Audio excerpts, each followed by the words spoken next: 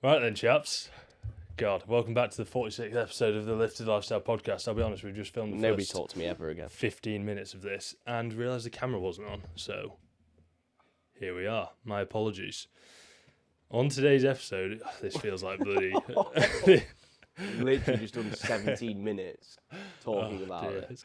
We're talking about the pros and cons of being an online coach. And let's try and actually talk about what we just talked about a bit, because I think it was good. It was very helpful. Let's run it back. We were talking about initially starting up coaching and, the reasoning why you became an online coach and the expectations you had before starting and going from there compared to now. Yes. Right. Okay. Let's cook it up again. Feels like deja vu, this. So why did you start coaching, mate? So, as I just said about 15 minutes ago, for me, and HL, I'd say the same, it was just sort of a natural progression. So, went to school, didn't do too great at school. Went to sixth form, again, didn't do too great just because I didn't enjoy it. I didn't enjoy school. I don't enjoy academic things. I prefer much more hands-on, getting busy and just doing something I actually feel is productive with my life. Yeah. So I left sixth form and I remember thinking that, shit, what am I actually going to do? I had literally zero clue at this point. I do remember getting in the car and you being like, oh God. Yeah, I remember thinking have I just ruined my whole life? But no, it's worked out for the best. Yeah. So at that point, the only thing that I was really doing, I'd stopped playing football, I'd stopped playing sport, things like that. But I was going to the gym at this point. I'd been going for probably, by the end of sixth form, I think it had been about a year and a half. Yeah. Of pretty consistent training. That's starting your to take quota of nutrition good as well. You were training before that, but just maybe not as good as this you'd was when liked. it was semi-serious, wasn't missing sessions, was semi-tracking food, things like that. So at that point, that was sort of the only thing that I was really getting an enjoyment from. Yeah. And had I did generally have a drive of oh, I actually love this. Yeah. And again, I think that just stemmed from not playing football and stuff anymore. Obviously, I'd always played football. You needed a driver. Yeah, I had that, and I'd stopped, and then now I'd got into the gym. Yeah. So I think from there, just the enjoyment of going to the gym and progressing in general, it sort of just led down the path of PT, and then into coaching. Yeah. Which you've now been doing for how many years, mate? So I'd say first client, Tom Dealey. I don't think he's going to be watching this. Somebody. Don't really know what he's doing anymore. That was probably about 3-4 years ago, I think. Yeah. It's tough to say. The past 5 years since we've started semi-coaching have just been a blur. Yeah. If you ask me when was this or when was that, I'd be I don't even got know. no idea. Yeah, Yeah. it's just a blur. Yeah. I mean, how quick does it feel since we ran the first OC12? I know, crazy. It When was feels that? 2 years ago? Yeah, 2 and a bit years ago now. Crazy. It's actually Yeah. a madness. But Shout out to Will Joycey, the winner of the. yeah, how is OC12 that part 1. over 2 years ago? I know. I remember we ran the OC12 and we were like, oh, what should we make the prizes? We started let's make it £100. And then we're like, Somehow got to £1,000. £1,000. Yeah, it's crazy money. I mean, to be fair, it did make Joycey lock in big time. Yeah. Every It time does, we doesn't it? called, he was like, so, how am I doing on the standings? How am I doing compared to everyone else? Oh, you're currently breaking top 3, but you up you there, don't know mate. where you are in that top 3 just right now. We were like, what, 6 weeks in? I was like, okay, this guy's probably going to take the dip here. Yeah. So yeah, that's how you started. I started in uni, in lockdown, roughly about 5 years ago. Yeah. I should have a look actually when I initially set up the HL Fitness company. Yeah. I can't remember when it was. You know what? I actually think for us, lockdown was a blessing. Yeah, big time. Genuinely. I remember, in lockdown, we were speaking and I was just we were probably one of the only people in our sort of, generation or our like friend group, for example, who really thought like this is actually a really good opportunity. Yeah, to try and make Like the most of world it. is on hold. Like Yeah. this is your time to use it and think what you actually want to do. Yeah, and it helped as well, I think, just being in that scenario where if you couldn't see many people, we'd be seeing each other quite a lot, at least as much as we could around the rulings Yeah, and such. which And was then legal. basically whenever that was, it was training and talking about where we were trying Yeah, to what we want where to we're do. trying to go. Yeah, it's like when I think back to those like garage sessions, Yeah, it was unreal. Yeah. I actually loved it. it's great, I wasn't felt like I just had like that whole few months I just regained like a whole life it? purpose. Yeah, It was great. It was unreal. yeah. So I really started around then, signed up to the Muscle Mentors, like I said, because I was just a bit of a nerd, paying like 70 quid a month just to learn about Just to sit in seminars. physiology and Yeah. anatomy and all that sort of stuff. Which Yeah, but it's good. honestly, that helped me so much at Yeah. uni. It was like I'd done half the course Yeah. already, so that was helpful. The psychology aspect of uni may be a different story, and the stats that wasn't quite so interesting. But yeah, I kind of kicked it off with that, and as I was saying a second ago, got Fike on board, Ryan Bostock, James. So shout out to them, who all actually got pretty good results, Yeah. and really pleased to see Fike and Ryan have actually like continued the training, etc. So thanks for those lads, getting me some good results to start off with, and that was on the 5-minute Loom videos because I didn't want I didn't want to pay the extra. the subscription to get unlimited length, so I'd be flying through the check-ins, or I'd send like 2 out at once. So that was when I started about 5 years ago. So that's how we sort of got into it, wasn't it? Yeah, I think for both of us, it was genuinely, sound like I'm off Love Island. It was genuinely, Yeah. just a passion for progress. and actually for the first 3 to 4 years of me coaching, I didn't pay myself at all. Yeah. Cooking, man. That is quality. Yeah, probably quite a lot of wasted money, kind of spending it on Yeah, the business, but at the same time, You can also flip that and say, like, you're lucky that were in a position well, I was able to be able to do that. Because not many people can do that, can they? No. I Like, mean, I couldn't do that. there was bits and bobs where I'd, send myself a little Yeah, bit for, if I needed a little Well, bit, you know. you know. You know. a little bit of cash. But we're talking probably less than 5% of my total income across those years was put towards trying to make either me better at coaching or make the business work Business better, Best as possible. or putting in systems that probably 75% of them were washed, but Yeah. It's a learning helped. curve. It's all a learning curve, isn't Exactly. it, at the end of the day? So expectations of coaching. I think when I initially got into it, I didn't have many expectations. No, I think obviously when we were in lockdown, we thought like, yeah, you can make a career out of this. Yeah. But I don't think at that point, like online coaching sort of didn't have like the exposure that it does Yeah, now, like we were saying 10 minutes ago. yeah, Like if you're someone who's 18, 19 now wanting to get into coaching, there's so much more out there yeah, to be able to watch and listen and learn from. yeah, Whereas for us, it was still like a pretty new thing Yeah. then. There was like a few pretty big names, and other than that, To be honest, when I first started, and I only worked this out from listening to podcasts and things like that, the big names that are out there now in the bodybuilding community, at least, like Callum, Ray Strick, yeah.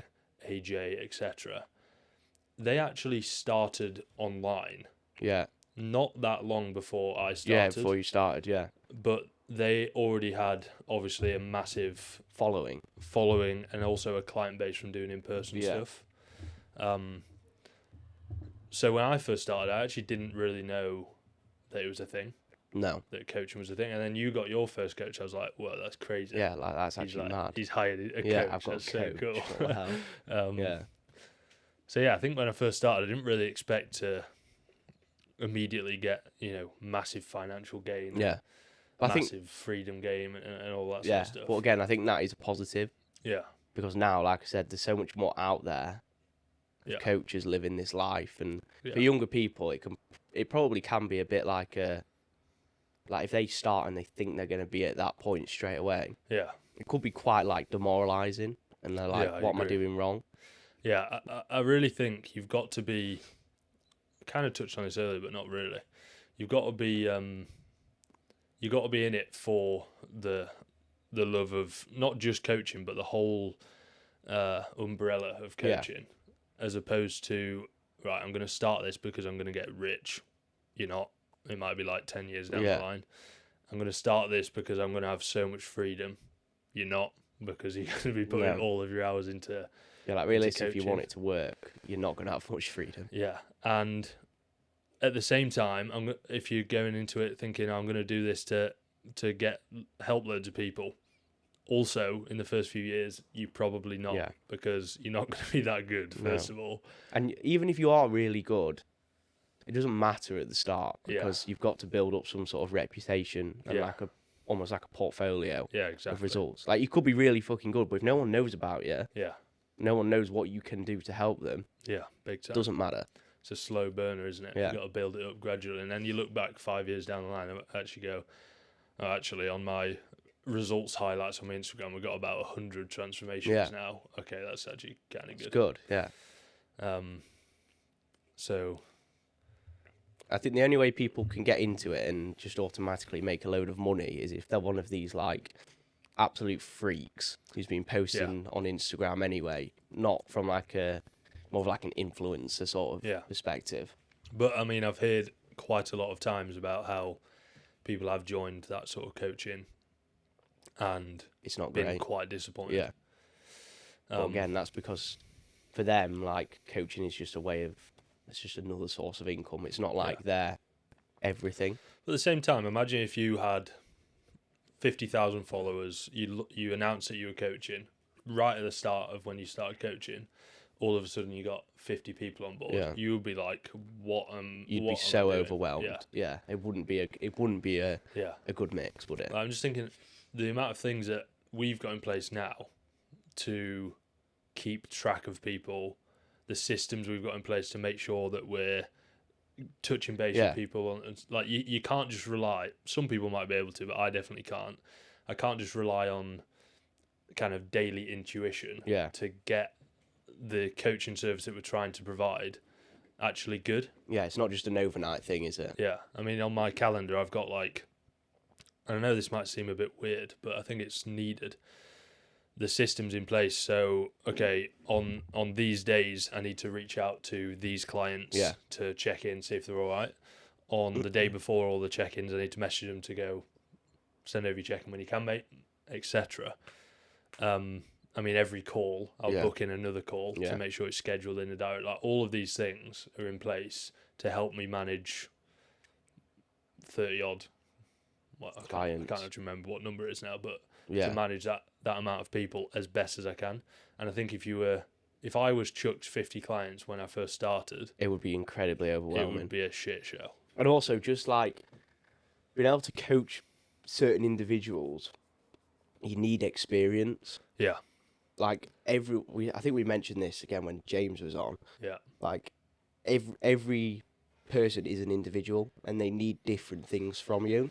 Like, I'll have clients, right, that you can speak to once a week within their check-in, and it's completely fine. Yeah. They're still making the same level of progress. They don't need to have touching base like multiple times a week. But then I have other clients like Brad, for example. He won't mind me saying, we have to speak every single day. Yeah. Like, we will talk every day because he needs that to stay on track. Yeah. And again, there's nothing wrong either way. Yeah. Like, at the end of the day, you've got to adapt to each person. Yeah. For what's going to help them the most. Yeah. And you only learn that through coaching multiple people. Yeah. Learning about different personalities and things like that. Yeah. I really try to explain this to people when they first come on, we've obviously got the coaching setup of the check-ins at a certain cadence and an initial guidance of like how often we'll try and jump on a call, how often you can message us, etc. I mean, that's pretty open with the messaging, but I try and explain, like, we're all grown-ups here. If you need help or more help, tell me. Yeah, ask. If I'm giving you too much feedback and too much touch points, Yeah. tell me, and then we can. It's Yeah. quite individualized to that person. But it's like when like we first started coaching, well, me anyway, especially, I used to think that like my loom check-ins, if they were like under 6-7 minutes, it was a terrible check-in. Yeah. But for most people, right, they don't want to, for one, and they haven't got the time to just be sitting around watching you blabber on for 15 minutes. Yeah. Some people literally just want to be told what they need to change, what they need to improve on, Yeah. and let them get on with it. Yeah. And that's another thing we do. Like we've got the kind of coaching review form Yeah. that we send out. On that is like, how long do you like your check-ins to be? Yeah. Do you want them super in detail, sort of 10, 15 minutes, maybe more if it's really required, or do you want them to be short and sharp, tell you what to do, and then crack on from there? But again, you sort of learn that, don't you, from the client? Like, Yeah. for me, if I have, like, a lot of my younger lads, Yeah. I will actually try and go into more detail Yeah. because I sort of want to be able to educate them as well. Yeah. But like your people who are a bit older, maybe just working the 9 till 5 job, they don't care about the Yeah. detail. They just want to know. Yeah. They come to you for a result. Yeah, that's it. But whereas the younger lads who are really passionate themselves, Yeah. they probably want to know a little bit more in terms of reasoning. Yeah. And I think it becomes pretty obvious by the questions they're asking. Yeah, 100%. Rich, who I'm coaching at the minute, he's like really keen to just learn stuff. Yeah. So we went through a big block of like really trying to learn about training. Now we're in a big block of really trying to like learn about nutrition, because that helps him apply the things that we're talking about. Yeah. Whereas other people are just like, tell me what to eat and I'll eat it. Yeah. And at the end of the day, like some clients, they might just want to sign up for a year, almost pick your brains as much as possible. Yeah. And so they then have the knowledge to be Yeah. able to coach themselves. Like, let's be honest, like a lot of people can just make really good progress on their own. It's just they don't know what to do and when to do it. Yeah. After like a few months of coaching, you can learn a lot in that time frame Yeah. to the point where you can make still really good progress on your own. For it to be applicable to you Yeah. as well. And that is, again, that's part of being a coach. Like, Yeah. if someone signs up for a few months or a year, whatever it might be, and they go through a couple of really good phases, then they say, oh, I'm going to leave Yeah. because they're happy with what they've done, they're happy with the knowledge they have. You can't really be frustrated at that. Yeah. Because That's that is kind of your job. Yeah, it's your job to Yeah. teach and help. Yeah. Yeah. And then you've got the other side of the coin where some people can be on for a long time and they just always need that kind of other person to keep Yeah, like them- the keep them accountability accountable to aspect. it. Yeah. Which I think a lot of that is probably one of the most important things to coaching Yeah. is accountability. Like, let's be honest, most people can probably do this on their own, Yeah. In terms of, especially if they've been on for a good amount of time. yeah. But they probably just know deep down if they didn't have that person there that they had to be accountable Yeah. to, they wouldn't do it. Yeah, I always say like with the nutrition and the trainers, obviously there's a lot of stuff you can do to help. With the nutrition, making sure you're actually healthy. With Yeah. the training, making sure they've got a really good initial base plan. But actually, then our job after that is to change things when it's not working, Yeah, which I think is what people struggle to do on their own. 100%. But like if you've got half decent genetics, you're probably going to grow in the gym from doing some training. Yeah, And if you're eating some protein, it's just when that stops, yeah. or you're not quite happy with the rate of progression, Yeah. that we come in and then You can change those quite sort of drastically sort of 1%. speed Yeah, it up. yeah, it's kind of like if you're a golfer and like you're all right, but you hit the occasional big slice. yeah. You probably want to go into a golf coach to kind of sort it out, Sort because of you're see going to what the try and issue do is. all this weird stuff and it's just going to make it worse. Yeah. But it's again like pro footballers, like they're professional footballers, they're good at football. Yeah, Doesn't mean they don't have coaches yeah, and managers, big time. because there's always ways to improve Yeah. their game. So Yeah, 100%. In terms of the actual coaching, is there anything that you think you've changed from a coaching style when you first started compared to now? I wouldn't say there's been like huge changes in how I've tried to coach people, because again, like you've started to fucking help people, so that general sort of point of view doesn't change. Yeah, I'd say what we just spoke about is just being like adaptive to the individual. Yeah. That is so important. Like you've got to learn how that person actually works Yeah. and then change the style through that. Yeah. I agree. I'm trying to think if there's anything like I've really tried to change. I think I've moved a bit more kind of systematical with it, Yeah. as opposed to. I guess it's more so just knowing what to apply and when to apply it now, Yeah. compared to when I first started. But it's definitely because I've got a really big bank of results now. I also have a bank of sections of people where you can sort of that kind of person, or that Yeah. kind of person. And with that, you've seen what's worked in the past with other people, and you can start to apply it to them as well. Yeah.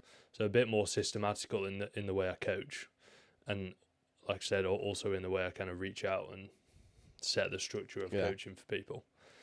And then I'd say the only other thing is just being a little bit more individual with whether I'm picking up on the minutiae or going for the kind of big rocks with people. Because a lot of the time when people first join, you can talk about the minutiae and when actually they've not got the kind of foundations in place. So I think my coaching now is a little bit more structured in the fact that we kind of go, it's a bit more long-term thinking of going, how can we set you up initially to get really good results from a long-term perspective. Yeah, when you first start, it's all about getting those results as quickly as possible. Yeah. But from like a business perspective and a client progress perspective, you do need to think like a year down the line, 2 years down the line. Yeah. Yeah. Like that is obviously helpful for you and the client. We were talking about this the other day, weren't we? How you've got different people that will come in. Someone that's already got quite a lot of muscle, but they're got a bit too much body fat. Yeah. You've got people that have got a bit too much body fat and not very much muscle. Yeah. And then you've got people that have low body fat and not very much muscle. Yeah. You don't often have someone come on board that's peeled and jacked at the same time. That's pretty rare. Yeah. Right, they're probably doing quite well if they're doing that. So. So with that in mind, like the people that come in and they've not got very much muscle and they're quite fat, that 3 month, 12-week timeline doesn't work. Yeah. You need longer. Yeah. Whereas the person that's pretty jacked and just a little bit fat, yeah, that 12 weeks is going to get them, can make a huge difference. You're going to be going, what? Whoa, that's crazy. Yeah. Now that's not to say that the fat, low muscle person is going to be unhappy after 12 weeks. It just won't be as like a mind-boggling transformation. Yeah, exactly. Yeah. And it's same for, we were talking about this for females. A lot of females obviously want to grow the legs, grow the glutes, etc. Yeah. When you diet, if you've not been training for very long and if you've not got very much muscle in sort of your lower extremities, it is just going to be, everything's going to be smaller. Yeah, it will just disappear. Which a lot of people don't want that. So for people like that, I'm much more inclined to go and speak to them at the start and say, look, if you're in this for the long run, not talking from a business bro perspective, talking from a coach's perspective, if you're in this for the long run, we're better off trying to build some muscle right now. Which is what we've done with Joe. Yeah. And now he's like in a way better position because we kind of went down that line. It's almost getting them to understand they're not going to be where they want to be within 12 weeks. Yeah. But some people can be, they can be, but the large portion of people are not. Yeah. Like that's just is what it is. Yeah, which is one of the main things we do on the initial call when we're speaking to someone that's kind of reached out about coaching is understanding the position that they're actually in, and then also setting expectations for them. Yeah. Of going, okay, you're the kind of person you're going to be in awesome shape in 12 weeks. Sick. Second person, we need 9-12 months at this. Yeah. If this image is what you wanted to create, like this is the time that we need to do it. And that is actually helpful with female clients. Is a lot of them, they will actually give you a certain look that they want. Yeah. Like lads, it's just like, I'd like to be a bit leaner, a bit more muscle. Yeah. Girls are a lot better at being more specific and saying what they actually want. Yeah, honestly, it can be difficult to get it out of blokes, can't it? I feel like they almost probably feel a bit more embarrassed by it. Potentially, yeah. Whereas girls are just like, You want to have a nice waist, Yeah. big glutes. Just And again, makes it easier, doesn't it? if you're just starting from like your standard person, that isn't going to happen within 12 weeks. Yeah. So, Yeah.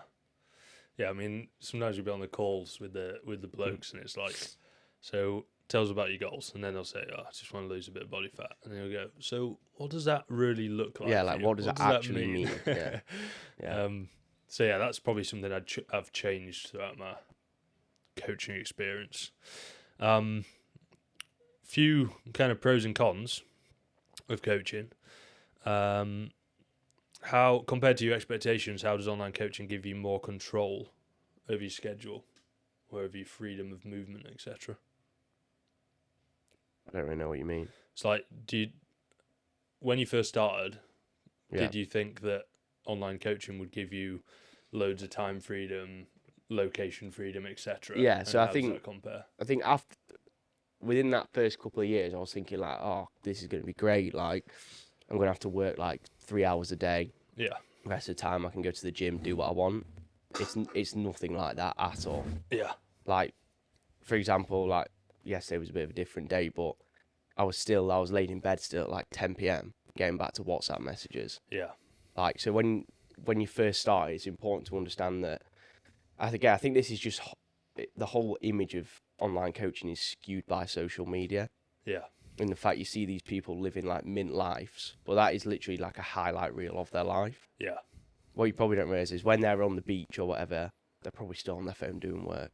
yeah, So for me, it's not like what I thought it would be like, yeah. if that makes Just sense. because of what you've seen. Yeah, Yeah, because when you're younger, you only see and think of the positives. yeah, Like we were saying before we realised the camera was off, like when you go on holiday, yes, you're on holiday, but you still have to consciously think all the time, like, oh, I've got this to do. yeah. I need to do this. I think the big difference there, the big difference is when people get into coaching initially, because of maybe what they see, they're not in the mindset of a business owner. Yeah. And by a business owner, I mean, you're obviously trying to grow the business, but what else is going to help you progress? It's going to be getting really good clients, it's going to Yeah. be providing a really good service, etc. If you're not in that mindset, you don't treat it the right way. Yeah.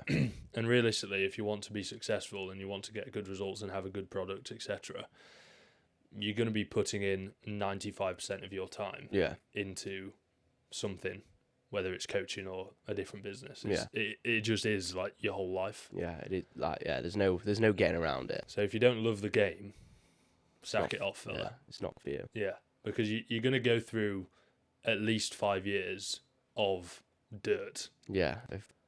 So if you don't love it, if you don't love being in the dirt, You'll rapidly fall out of love with it. yeah, have a word with yourself and Yeah. sack it off. Would Yeah. be my advice. Yeah. Yeah. What? Well, again, I think it's important to say, like, there will be days where you probably do feel like, oh, fucking hell, like, this is tough. Like, so understand that those days are going to come. Yeah. It's just about being resilient with it. Yeah. And understand if you know that you're doing everything you can do, Yeah. just keep fucking going. Yeah. I think try not to get too high on your highs and too low on your lows. Just have like Yeah, and I mean, that's kind of what my whole personality is turned Yeah. into. Yeah, like literally. just neutralness. Yeah, But just try to be detached. it does help you a lot from a mental position because you start being much more kind of process orientated of just making the little 1% Yeah. that tiny bit better. Yeah. Impact and reach. How does being online? How does it make you feel about like being able to help people potentially compared to in person? And what's the reasoning for making that decision?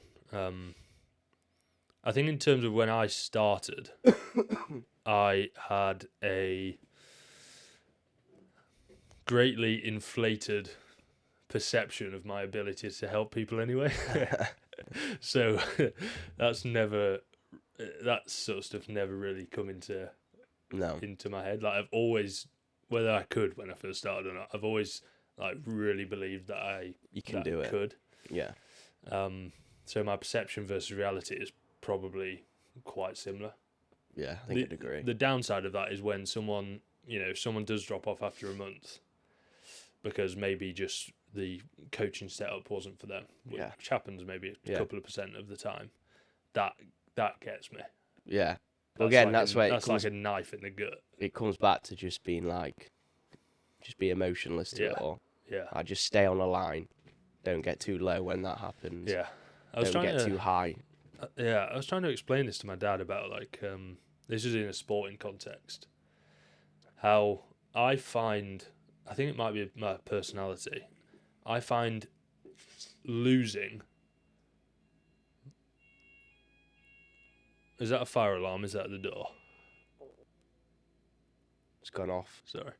I find losing a much bigger kind of emotional impact compared to winning. So if I win, I'm like, sound. Yeah, like, great. Yeah. Yeah, but if you lose, the work I did was exactly how I expected it to pan out. Sound. If you lose, it feels like you've lost more. Yeah. Which is, again, where you got to try and flatten out the lows, isn't it?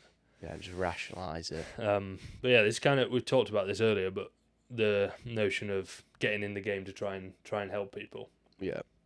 It's obviously quite a big thing that you want to be able to do, but I think my opinion of it is that's like pretty low standards. I was saying, like, that is literally just the job. Yeah. I don't think that's extra. That's just what you should do anyway. Yeah. So, I mean, it's a good trait to have, but you should also, if you don't have it, probably not be getting into coaching. Yeah.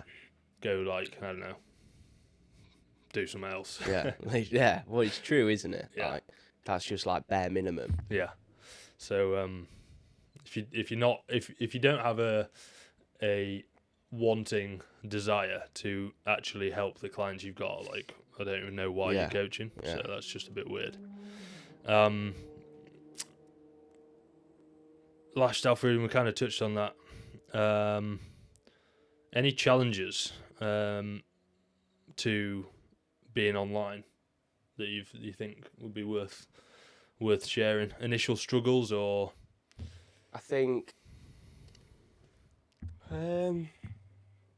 potentially, like, obviously because you're online, you're not seeing people that often in person. Yeah. Building up like a really solid relationship and rapport. Yeah. Can be tough if you're not willing to go the extra mile. Yeah. To go out your way and see them in person, whatever it might be. Yeah. Which, again, I think all the stuff we've put in place recently with the BAM fam. Yeah, like it's obviously helpful. And the like team meets, things like that, like it's all helpful. Speaking to people a bit more, at least as much as you can, helps to actually build a bit of a rapport with people. Yeah, the struggles. Getting your first roster of clients, getting above the shit mark, like, what? Where you're just like dipping in and out all the time, yeah. Being in between. I think actually this, the first time I went to the Caribbean. Yeah. This was my point. Yeah, where you were like, okay. It's what, like 4 years ago, something like that. Yeah, something like that. Yeah. I'd just then kind of broken the ceiling of being in a position where I was like fairly constantly stressed about not being quite where I wanted to be. But again, I just think we speak about this a lot. When you get to that point, it then just changes again. Yeah, big time. Like, I feel like, me personally, I am pretty constantly just stressed. Yeah. But I think something we should touch on is like having zero stress is not a good thing. Yeah. I don't think. It's just how you manage that stress and how you sort of channel it. Yeah, big time. Like, for me, being stressed is good. Yeah. If I was completely fine, not stressed at all, I'd be worried. I mean, I learned this lesson, actually. Yeah. The first OC12, like we said, two and a bit years ago, running that OC12 got me up to a point where I was like, oh, I'm sound. I am steezing. Yeah. I feel like in a great position. I'm getting really good results, earning decent amount of money, like happy days. So again, I was getting high on my highs. Yeah. And then, the winter hits. We spoke about this the other day. Don't do this. But people start to drop off a little bit. Yeah. You know, the motivation's not there, and also like they signed up for a 12-week challenge. They're not There's necessarily no in it guarantee for of them for staying on long the run. long run. Yeah. So I went from, in quite a short period of time, potentially because I was being a little bit more relaxed with the content I was putting out, and well, yeah, that's basically about Yeah. it. I went from my best point ever to reversing to like probably a year of Yeah. progress. And it's- Obviously, we've grown somewhat in that, but like from a pure numbers perspective, Yeah. reversing a year of progress in a matter of like 2 months. Yeah. And And that I is was like, tough. Jesus Christ, That is what tough. going on? It's tough to take though. Yeah. You're like, shit. So I remember the second time we were then in the Caribbean, I was speaking to you going, I feel like I'm in the exact same position. Yeah. After literally, 12 hours every single day for a whole year, I'm in the exact same position now as I was in the year before. Yeah. I mean, hindsight, I was obviously not, because I got a load of results from it. Yeah. I got a load of experience from it, etc. I had improved the service massively, but it felt like I'd just taken a massive step back. That's where I got stressed. Yeah. But again, I think it's a good thing Yeah. to a certain point, and just how you manage it. Yeah. All part It's of important. the process, isn't it? Yeah. And part of I've got like 2 minutes. Okay.